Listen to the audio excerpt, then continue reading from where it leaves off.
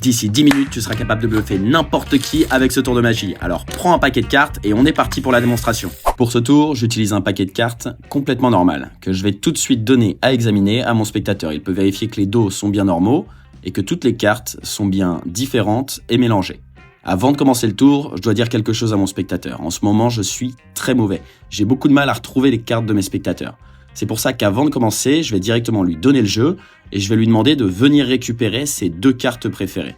Mettons que ces 2 cartes préférées soient les 2 as noirs. Mon spectateur parcourt le jeu et vient récupérer les 2 as noirs. On les utilisera pendant le tour parce que ces 2 cartes préférées vont m'aider à retrouver sa carte à la fin du tour. Comme il a le paquet dans les mains, j'en profite pour lui demander de bien mélanger le paquet. Donc c'est ce qu'il fait. Il mélange bien le jeu autant de fois qu'il le souhaite. Une fois que mon spectateur a terminé, je vais lui dire autre chose. Comme je suis tellement mauvais en ce moment et que j'ai du mal à retrouver les cartes, on ne va même pas utiliser l'intégralité du jeu. On va utiliser seulement quelques cartes. Donc je vais venir comme ça, prendre n'importe où à l'intérieur du jeu, quelques cartes. Voilà, on vient récupérer un petit paquet ici, un petit paquet là. Comme ça, on n'utilise pas toutes les cartes, c'est beaucoup plus simple pour moi. Bien sûr, je donne directement à mon spectateur ce petit paquet de cartes pour qu'il puisse le mélanger. Donc mon spectateur mélange bien le paquet. Une fois qu'il est satisfait de tous ces mélanges, je vais venir lui demander de récupérer une carte à l'intérieur. Donc il peut prendre la carte qu'il souhaite, ça n'a aucune importance. Donc mon spectateur étale les cartes et mettons qu'il prenne cette carte-là. Donc moi, bien sûr, je ne la regarde pas, mais je vais vous la montrer. Elle s'affichera dans un coin de l'écran pour pas qu'on l'oublie tout au long du tour. J'espère que c'est bon. Une fois que mon spectateur a bien mémorisé sa carte, je vais lui demander de venir la perdre à l'intérieur du jeu. Donc il peut vraiment la perdre n'importe où. J'étale les cartes sur la table comme ceci. Et là, c'est ce que fait mon spectateur. Donc il récupère sa carte et il la positionne n'importe où à l'intérieur du jeu. Une fois que c'est fait, on égalise bien le paquet. Et bien sûr, on va venir le mélanger, histoire d'être sûr et certain que la position de la carte de mon spectateur soit complètement inconnue, même pour lui. Donc là, je fais tous les mélanges possibles et inimaginables avec ce petit paquet de cartes. On peut même faire un petit mélange de croupier, comme ceci. Et enfin, on peut rebattre les cartes une dernière fois. Comme ça, on est d'accord qu'il est impossible pour moi à la fois de connaître, donc, la carte de mon spectateur, et la position de la carte de mon spectateur dans le jeu. Et vous l'avez compris, en ce moment, j'étais très mauvais, donc j'ai du mal à retrouver la carte. Et c'est pour ça qu'on va utiliser les 2 as, donc les 2 cartes préférées de mon spectateur, pour retrouver sa carte. J'en place un au-dessus, un en dessous, et les 2 as, en réalité, vont venir scanner le jeu pour essayer de retrouver la carte de mon spectateur. Donc, afin d'aider les as à scanner le jeu, on va aussi les perdre à l'intérieur du jeu. Donc, on peut effectuer quelques mélanges afin de perdre les as à l'intérieur du jeu. C'est ce qu'on fait, on bat les cartes quelques fois, et on espère vraiment que les 2 as, qui sont les 2 cartes préférées de mon spectateur, vont avoir une affinité avec la carte de mon spectateur et vont réussir à la retrouver. Voilà, même si j'ai du mal en ce moment, je peux claquer des doigts, faire une petite passe magique, mais je vais surtout avoir besoin de mon spectateur qui va utiliser le bout de ses doigts comme ceci pour les poser sur le paquet de cartes et frotter comme ceci. En fait, on va espérer qu'une connexion se crée entre ces 2 cartes préférées, les 2 as, et la carte qu'il avait sélectionnée. Donc mon spectateur fait ça plusieurs fois et normalement, je dis bien, les 2 as ont réussi à retrouver la carte de mon spectateur grâce à cette connexion que mon spectateur a établie avec le jeu de cartes. Donc je lui demande d'étaler les cartes et mon spectateur va constater qu'effectivement les 2 as, ces 2 cartes préférées, ont réussi à retrouver une seule et unique carte. Je demande donc à mon spectateur de regarder cette carte et il s'agira, vous l'avez compris, de l'as de carreau, la carte qu'avait sélectionnée mon spectateur. Voilà, j'espère vraiment que vous avez aimé la démonstration. Moi, j'adore ce tour parce qu'il est super simple à faire. Donc, normalement, vous n'aurez aucun problème à le réaliser à la fin de cette vidéo. Et en plus de ça, c'est un tour assez participatif parce que le spectateur fait quand même beaucoup de choses. Donc, vous avez besoin d'un paquet de cartes complètement normal. Il n'y a pas de problème là-dessus. Vous pouvez directement le donner à examiner à votre spectateur. Et d'ailleurs, donnez-lui directement les cartes. Comme ça, il peut non seulement les mélanger, mais on va reprendre la petite histoire de la démonstration en disant qu'en ce moment, on est très mauvais et qu'on a beaucoup de mal à retrouver les cartes. Bien sûr, vous pouvez adapter l'histoire, il n'y a pas de problème. Moi, ce que je viens de dire, c'est, écoute, j'ai besoin de tes 2 cartes préférées, comme ça, je vais réussir à retrouver ta carte à la fin du tour. Donc là, le spectateur vient sélectionner ses 2 cartes préférées. Mettons ici que ce soit les 2 jokers. Tiens, on a beaucoup de chance qu'ils sont ensemble, juste ici, et on les met de côté, ils nous aideront à retrouver sa carte à la fin du tour. Et comme il a encore le jeu dans les mains, profitez-en pour lui demander de bien mélanger le paquet de cartes. Donc c'est ce que fait notre spectateur, il mélange les cartes, comme ça il est sûr et certain qu'elles sont bien toutes mélangées à l'intérieur du jeu. Une fois qu'il est satisfait de ces mélanges, il vous rend le paquet, et là, vous lui expliquez que vous êtes tellement mauvais, mais vraiment mauvais, qu'on va pas utiliser l'intégralité du jeu. En réalité, c'est une excuse pour venir récupérer quelques cartes, mais il en faut un nombre très précis, il en faut 13. Donc, 2 solutions. Soit vous prenez directement 13 cartes sur le dessus du jeu, sans compter à haute voix bien sûr. Par exemple, vous pouvez pousser des blocs de 3 cartes comme ceci, donc 3, 6, 9, ensuite 12, et là, une dernière pour faire 13. Moi, j'aime pas trop ça parce que ça va donner la sensation au spectateur qu'on prend un nombre de cartes bien précis. Donc, ce que j'aime faire, c'est que je vais faire le même principe. Je vais venir récupérer 3 cartes par 3 cartes, mais un peu n'importe où à l'intérieur du jeu. Et bien sûr, je suis en train de lui parler en même temps. Et c'est beaucoup plus facile à faire d'ailleurs. Donc, on prend 3 cartes x 3, ça fait 9.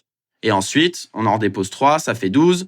Et on en redépose une dernière, ça fait 13. Et ensuite, on peut mettre le reste du jeu de côté. Et là, on a bel et bien 13 cartes. Et le spectateur a vraiment cette sensation qu'on en a pris 13 de manière complètement aléatoire. Et maintenant, donnez-lui directement ces cartes-là parce qu'il peut encore les mélanger, ça pose aucun problème. Donc, donnez les cartes au spectateur, comme ça il fait ses plus beaux mélanges. Et une fois qu'il est satisfait des mélanges, comme il a encore les cartes dans les mains, dites-lui tout de suite de venir sélectionner une carte. Donc là, le spectateur peut les étaler ou regarder directement à l'intérieur pour sélectionner la carte qu'il préfère.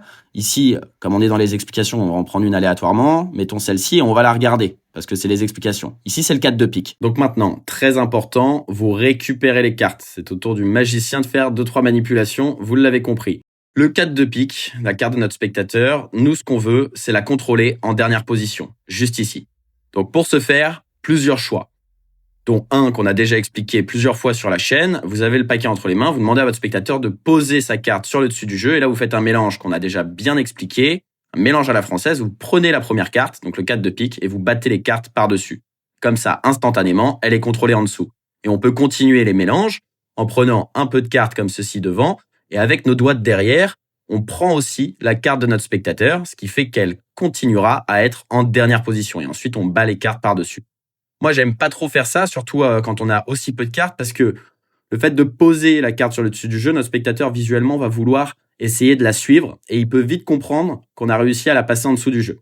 Donc, ce que je vous conseille de faire, sachant qu'en réalité, cette fois, on n'a que 12 cartes en main, puisqu'on en avait 13 moins la carte de notre spectateur, ben, ça va être très facile pour nous de mémoriser la position de la carte de notre spectateur. Donc, si on étale les cartes comme ceci devant notre spectateur, on va réussir très rapidement, en comptant par bloc de cartes par exemple, à savoir où se situe la carte de notre spectateur. Donc mettons qu'il décide de la mettre ici, avant de rassembler les cartes, on compte par bloc de 3, donc 3, 6, 7, donc il y a bien 7 cartes avant la carte de notre spectateur, ça veut dire qu'elle est en 8e position, 1, 2, 3, 4, 5, 6, 7, 8.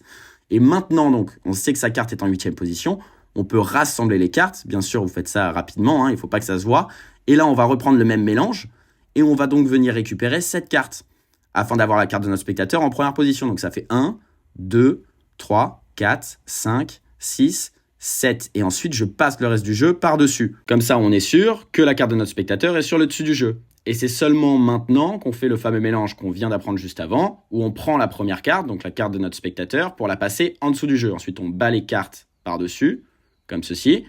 Et maintenant, si on veut continuer, exactement de la même manière que tout à l'heure, on prend un petit paquet de cartes, et avec nos doigts de derrière, on récupère le 4 de pique, la carte de notre spectateur. On peut même rajouter un petit mélange de croupier.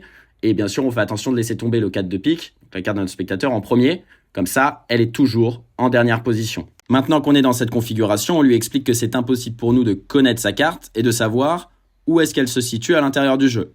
C'est pour ça qu'on va avoir besoin de ces 2 cartes préférées. Et là, donc, on continue la petite histoire. Ces 2 cartes préférées vont réussir à scanner le jeu pour retrouver sa carte.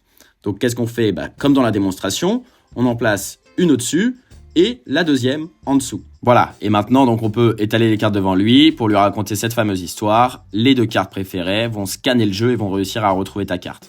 En réalité, il y a un secret mathématique ici. On va venir faire un mélange à la française où on va prendre une carte après l'autre, dans un ordre très précis, donc toujours en prenant qu'une seule et unique carte. L'ordre est le suivant, 7, 3, 3, 3, 6. Donc je m'explique, on va toujours venir faire ce fameux mélange, toujours le même, en prenant une carte après l'autre, et on commence par 7. Donc on prend 7 cartes. 1, 2, 3, 4, 5, 6, 7, et on passe le reste au-dessus. Ensuite, on passe à 3.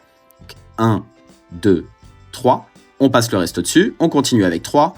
1, 2, 3. On passe le reste au-dessus. Encore une fois 3, donc 1, 2, 3. Et enfin, on termine avec 6. 1, 2, 3, 4, 5, 6. Et là, vous l'avez compris, c'est mathématique. Si vous avez bien suivi cet ordre, qui sera toujours le même et qui est relativement simple à mémoriser, eh bien, les 2 cartes préférées de notre spectateur ont réussi à mettre en sandwich la carte de notre spectateur, donc le 4 de pique ici. Alors, j'ai un petit conseil à vous donner. On va reprendre la configuration de base avec le 4 de pique donc en dessous. On met les 2 cartes préférées de notre spectateur au-dessus et en dessous. Et en fait, quand vous pelez les cartes, je vous conseille de créer un décalage. Donc là, on commence par 7. Donc on prend la première carte et on crée un décalage avec la deuxième. Ça va donner l'illusion, surtout quand on va vite, qu'on prend plusieurs cartes, comme si on faisait un vrai mélange. En réalité, on est toujours en train de prendre une carte après l'autre. Et bien sûr, deuxième conseil, il faut rajouter de la vitesse. Donc là, je termine le premier chiffre de notre série, donc 7, et ensuite on passe à 3 et on va beaucoup plus vite, vous l'avez compris, il faut aller à cette vitesse-là. Ensuite, le deuxième 3, le troisième 3, et on termine par 6. Voilà, 6, et on passe le reste au-dessus. Et maintenant, le tour est joué. Vous pouvez faire une petite passe magique, claquer des doigts. En réalité, moi, j'aime bien demander à mon spectateur de créer une connexion comme ceci en frottant le dessus du jeu.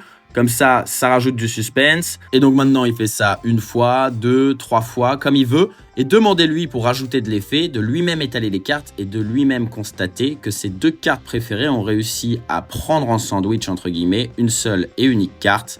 Demandez-lui de la retourner et il s'agira obligatoirement du 4 de pique ici, la carte sélectionnée par notre spectateur. Voilà pour les explications de ce tour, j'espère vraiment qu'il vous aura plu. N'hésitez pas à me le dire dans les commentaires si c'est le cas, mais surtout, n'hésitez pas à me dire les réactions que vous avez réussi à obtenir, ça m'intéresse vraiment. En attendant, moi je vous laisse avec 2 petites vidéos qui devraient vous plaire si vous avez aimé ce tour-là, et je vous dis à la prochaine pour une nouvelle vidéo. Portez-vous bien.